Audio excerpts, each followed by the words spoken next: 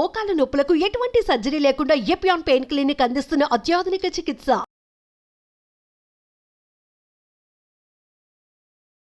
నమస్తే, welcome to Suman TV.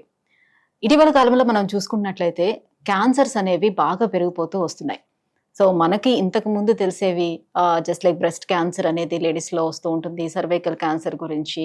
So blood cancer అంతకు ముందు రోజుల్లో మనం చూస్తే ఎక్కువగా కనిపించేది క్యాన్సర్ అంటే మనకి బ్లడ్ క్యాన్సర్ ఇట్లాంటివి కనిపిస్తుండే. కానీ ఇప్పుడు బాడీలో ఉన్న ప్రతి ఒక్క ఆర్గాన్కి క్యాన్సర్ సమస్య అనేది వస్తూ ఉంది. సో ఎందుకు ఈ క్యాన్సర్లు అనేవి ఎక్కువగా పెరిగిపోతున్నాయి? సో మనం తీసుకున్నటువంటి డైట్ వల్ల, మన లైఫ్ స్టైల్ చేంజెస్ వల్ల అసలు ఏ కారణాలతో ఈ క్యాన్సర్స్ అనేది వస్తుంది, సో ఎలా దీన్ని కంట్రోల్ చేసుకోవాలి, ఈ విషయాలన్నిపై అవగాహన కల్పించేందుకు మనతో పాటు ఉన్నారు డాక్టర్ రాజేంద్ర గారు, సర్జికల్ ఆంకాలజిస్ట్. నమస్తే సార్. నమస్తే సార్. సో ఇప్పుడు నేను చెప్పినట్టుగానే సో క్యాన్సర్స్ అనేవి రోజు రోజుకు పెరిగిపోవటానికి ఏంటి రీజన్స్ అయి ఉంటాయి? క్యాన్సర్స్ పెరిగాయి అంటే ఒకప్పుడు దాన్ని కంపేర్ చేస్తే పెరిగాయి అన్న మాట నిజం. సో ఇప్పుడు స్టాటిస్టిక్స్ చూసినా కూడా ఇండియాలో ప్రతి 9 మందిలో ఒకరికి క్యాన్సర్ వస్తుంది. అంటే ఎగ్జాంపుల్ మన స్టూడియో తీసుకున్న ఒక 100 మందిలో అంటే 10 మెంబర్స్కి క్యాన్సర్ అనేది పక్కా. సో ఇది వినడానికి కొంచెం భయంకరంగా ఉన్నా సో అది నిజం. సో ఈ క్యాన్సర్స్ పెరగడానికి మెయిన్ రీజన్ ఏంటంటే నా వైపు నుంచి అనిపించేది మనిషి యొక్క అత్యాశ. సో ప్రతి దాంట్లో మనిషి అంటే అతిగా కోరుకోవడం వల్ల more taste, okay, more profit, more comfort. So ఇలా ఒక్కొక్కటి చూసుకుంటే ప్రతి దాంట్లో మనిషి దాన్ని అతిగా కోరుకోవడం వల్ల సో ఆ వచ్చిన చేంజెస్తోనే ఈ problem. Okay, so more taste ఆలోచిస్తే ఏముంది అంటే టేస్ట్ యాడ్ అవ్వడానికి సో కెమికల్ మిక్స్డ్ అన్ని ఆర్టిఫిషియల్ స్వీట్నర్స్ వాడడం కానీ, ప్రిజర్వేటివ్స్ యాడ్ చేయడం, ప్రాసెస్డ్ ఫుడ్, సో ఇవన్నీ యాడ్ చేస్తున్నారు టేస్ట్ రావడానికి. మోర్ కంఫర్ట్ కోసం ఏంటి, పేషెంట్ మొత్తం పర్సన్స్ లేజీ అయిపోతున్నారు. సో ఫిజికల్ యాక్టివిటీ లేదు, సో ఏసీలో అంటే సన్ ఎక్స్పోజర్ లేదు. సో అది మోర్ కంఫర్ట్ కోరుకోవడం. సో అట్లా తీసుకుంటే మోర్ ప్రాఫిట్. సో మనిషి ఏంటంటే ప్రాఫిట్ అతిగా ఉండాలని చెప్పేసి మన పంటలు పండించినా కూడా అందులో మోర్ కెమికల్స్, ఫర్టిలైజర్స్ యాడ్ చేసి ప్రొడక్షన్ని పెంచడం. సో అట్లా ప్రతి దాంట్లో మనిషి మోర్ స్పీడ్. సో అంటే దాని మీనింగ్ షార్ట్ కట్స్ వెతుక్కోవడం. సో అంటే 2 minutes నూడిల్స్, సో అటు ఫుడ్ అంతసేపు వండే అంత ఓపిక లేకుండా సో ప్రతి దాంట్లో షార్ట్ కట్ వెతుక్కోవడం. సో ఇలా తన లైఫ్ మొత్తాన్ని మనిషి మార్చుకోవడం వల్ల, చేంజెస్ రావడం వల్ల సో క్యాన్సర్స్ అనేది ఆబ్వియస్గా రేజింగ్ ట్రెండ్లోకి వచ్చేసాయి. కొంతమంది పేషెంట్స్ ని మీరే చూడొచ్చు, సార్ నేను చాలా క్లెన్జింగ్ గా ఉంటాను, లేకపోతే నేను చాలా కేర్ తీసుకుంటాను, ఫుడ్ విషయంలో నేను చాలా కేర్ తీసుకుంటాను, టైం టు టైం ఫుడ్ కూడా నేను తీసుకుంటూ ఉంటాను, నాకు ఎలాంటి అలవాట్లు లేవు, బట్ నాకు ఈ క్యాన్సర్ ఎందుకు వచ్చింది, చాలా సఫర్ అవుతూ ఉంటారు. సో నేను ఎలాంటి నాకు అలవాట్లు లేకపోయినా, అలవాట్లు అంటే ఇన్ ద సెన్స్ వాళ్ళలోనే ఏ స్మోకింగో, డ్రింకింగో, లేకపోతే ఇలాంటి అలవాట్లు, బ్యాడ్ హ్యాబిట్స్ నాకు ఏమీ లేవు, బట్ నాకు క్యాన్సర్ వచ్చింది, ఎందుకు వచ్చింది అని సఫర్ అవుతూ ఉంటారు. సో ఏమై ఉండొచ్చు అలాంటి వాటిలో? అంటే ఇందులో ఆ పరంగా చూస్తే రీజన్స్ 2 రకాలు. ఒకటి పర్సన్ సెల్ఫ్ ఎక్స్పోజ్ అవ్వడం, ఏంటి మీరు అన్నట్టుగా ఆల్కహాల్కి, స్మోకింగ్ కానీ పర్సన్ తనకు తెలియకుండా కూడా తన ఎన్విరాన్మెంట్లో ఉన్న ఈ క్యాన్సర్ ఫ్యాక్టర్స్కి ఎక్స్పోజ్ అవ్వడం. సో అట్లా చూస్తే air pollution, okay. 2 passive smoking. అంటే ఆల్రెడీ మనం సిటీలో ఉన్నాము అని అంటే total air is polluted, okay, అది మీకు తెలిసిన విషయమే. ప్యాసివ్ స్మోకింగ్, నార్మల్గా స్మోకింగ్ చేసి వాళ్ళు ఏదైతే పొగను బయటకు వదులుతారో సరౌండింగ్ పీపుల్ దాన్ని పీల్చుకోవడం. సో యాక్టివ్ స్మోకింగ్ ఎంత రిస్క్ ఉంటుందో ఫస్ట్ ప్యాసివ్ స్మోకింగ్ కూడా అంతే రిస్క్ ఉంటుంది. ఇవి 2 ప్లాస్టిక్స్ వాడడం, ఓకే, తనకు తెలియకుండానే ప్లాస్టిక్ బాటిల్స్ వాడడం కానీ, ఇంట్లో ప్లాస్టిక్ మెటీరియల్స్ వాడడం కానీ, సో అది one of the reason. Second ఆలోచిస్తే నేను చెప్పాను కదా ఫ్రాగ్రెన్సెస్. సో అంటే పర్ఫ్యూమ్స్, అంటే ఇంట్లో కానీ హోమ్ ఫ్రెషనర్స్ అనే పేరుతోని పర్ఫ్యూమ్స్ వాడడం కానీ, కార్లో పర్ఫ్యూమ్స్ వాడడం కానీ, సో ఇవన్నీ. ఇంకా థర్డ్గా ఆలోచిస్తే కాస్మెటిక్స్. సో అంటే కాస్మెటిక్స్ లో క్యాన్సర్ కారకాలు ఉంటాయనే రీజన్ కూడా వాళ్ళకి తెలియదు. మీరు అది చెప్తే మాకు భయం వేస్తుంది ఫస్ట్. అవునండి, అందులో ఉంటాయి. అంటే ప్రతి దాంట్లో కూడా ఇబ్బంది, ప్రతి దాంట్లోనూ హెవీ మెటల్స్ ఇవన్నీ యాడ్ అయి ఉంటాయి. సో మీరేమనుకుంటున్నారు అంటే దాన్ని క్లీన్ గా ఉన్నాము, మాకేమి బ్యాడ్ హ్యాబిట్స్ లేవు అంటున్నారు. కానీ నువ్వు అది కాస్మెటిక్స్ నువ్వు డైలీ అప్లై చేస్తున్నప్పుడు అది స్కిన్ ద్వారా అబ్జర్వ్ అయితే, సో అంటే ఒక 10 years ఓవర్ ద పీరియడ్ అది ఎక్స్పోజర్ అయినప్పుడు ఆటోమేటిక్గా అది క్యాన్సర్కే రీజన్ అవుతుంది.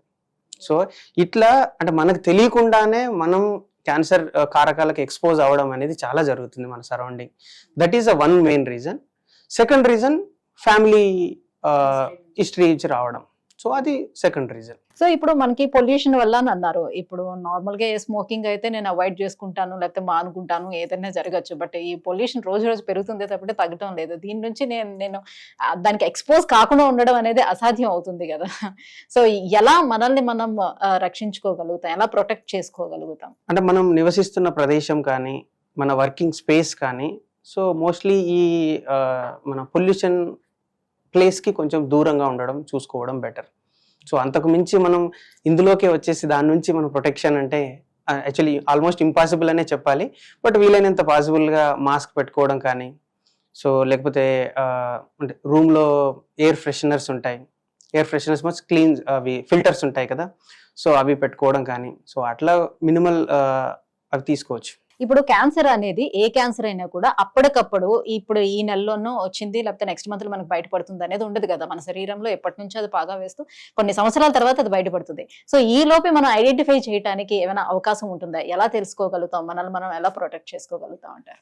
అంటే క్యాన్సర్ స్టార్టింగ్ దశలోనే కనుక్కోవాలి అని అంటే క్యాన్సర్ యొక్క సిమ్టమ్స్ రావడానికి ఎప్పుడైనా కొంత టైం పడుతుంది. సో ఈ క్యాన్సర్ సిమ్టమ్స్ రావడానికి ముందే మనం పసిగట్టాలి అని అంటే కొన్ని బేసిక్ టెస్టులు చేసుకోవాల్సి ఉంటుంది.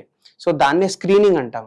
సో అది ఇప్పుడు గైడ్ లైన్స్ అంటే అవే చెప్పారు. సో 40 years తర్వాత ఎవ్రీ ఇయర్ కొన్ని బేసిక్ టెస్ట్లు అనేవి ఉంటాయి. సో అవి చేసుకోవడం ద్వారా మీరు చెప్పినట్టు అట్లా సిమ్టమ్స్ రావడానికి ముందే మనం ఆ క్యాన్సర్ని పసిగట్టడానికి ఉంటుంది.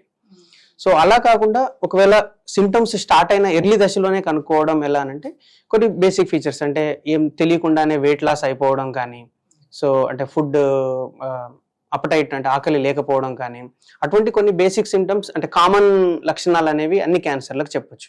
సో ప్రస్తుతం ఉన్న రోజుల్లో మనం ఎక్కువగా చూస్తున్నటువంటి క్యాన్సర్లు ఏంటి? మనం ఎక్కువగా చూస్తున్నది ఏంటంటే ఫీమేల్స్ లో చూసినట్లయితే బ్రెస్ట్ క్యాన్సర్ మనకు మోస్ట్ కామన్ గా చూస్తుంది.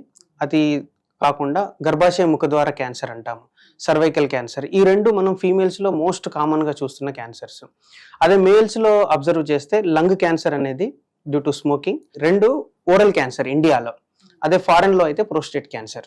ఓకే. సో ఇది due to oral cancer due to tobacco చేయి, గుట్కాలు తినడం వల్ల, వాటి వల్ల మోస్ట్ కామన్. స్మోకింగ్ వల్ల లంగ్ క్యాన్సర్. సో ఎలాంటి ప్రివెంటివ్ కేర్ తీసుకుంటే, డైట్ పరంగా ఫస్ట్ ఆఫ్ ఆల్ మనం మాట్లాడుకున్నట్లయితే ఎటువంటి ఫుడ్ ని అవాయిడ్ చేసుకోవాలి, ఎలాంటి డైట్ ని తీసుకోగలిగితే మనం వీటి నుంచి కాస్త బయటపడే అవకాశాలు ఉంటాయి? సో డైట్ పరంగా ఆలోచిస్తే ఏంటంటే first processed foods, already readymade foods ఏవైతే ఉన్నాయో అవి అవాయిడ్ చేయడం బెస్ట్. రెండు ఆయిల్స్, ఏవైతే రిఫైన్డ్ ఆయిల్స్ ఉన్నాయి కదా అవన్నీ మోస్ట్ డేంజర్. సో అవన్నీ పక్కన పెట్టేసి గానుగ నూనెలు కానీ వాటిని వాడడం బెటర్. ఒకటి. రెండు అంటే more of home production foods. So even అంటే కర్రీస్లో వాడే పౌడర్స్ కానీ, సో అవన్నీ ఏ విధమైన కెమికల్స్ మిక్స్ లేకుండా ఇంట్లో తయారు చేసుకున్నవి వాడడం బెస్ట్. అంటే ఇప్పుడు ఫుడ్ పరంగా మనం చూసుకునేటప్పుడు ఫుడ్ పరంగానే మనకి క్యాన్సర్స్ వస్తున్నాయి అంటే చాలా వరకు అందరూ అనుకునేది లైక్ కోలోరెక్టల్ క్యాన్సర్స్ ఇలాంటివి మాత్రమే ఫుడ్ పరంగా వచ్చేవి, మిగతావన్నీ కాదు అనే భ్రమలో ఉంటారు. ఇది ఎంతవరకు కరెక్ట్ అంటారు? లేదండి. సో అంటే ఇప్పుడు మనం తీసుకున్న ఫుడ్ లో మొత్తం ఆర్టిఫిషియల్ కలర్స్, సో అవన్నీ యాడ్ అవుతున్నాయి. సో అది నాట్ ఓన్లీ అంటే కోలోరెక్టల్ క్యాన్సర్ కాదు, స్టమక్ క్యాన్సర్ కానీ, ఈసోఫాజియల్ క్యాన్సర్స్, ఇవన్నీ లింక్ అయి ఉన్నాయి. ఓకే. రెండు ప్రిజర్వేటివ్స్ అన్నారు, ఫుడ్లో ప్రిజర్వేటివ్స్ యాడ్ చేసిన నైట్రేట్స్ అవన్నీ ఉంటాయి, వాటి వల్ల బ్లాడర్ క్యాన్సర్ అవి కూడా ప్రూవ్ అయినాయి. So bladder not related to the food కదా, but is a possibility. So even blood cancers, so ఇవన్నీ ఉన్నాయి. Thank you sir, thank you so much. So diet వల్ల ఎన్ని రకాలుగా అసలు క్యాన్సర్ వచ్చే ఛాన్సెస్ ఉంటుంది, సో ఈ విషయాలన్నిటిపై కూడా ఇంత అవగాహన కల్పించినందుకు thank you so much. Thank you.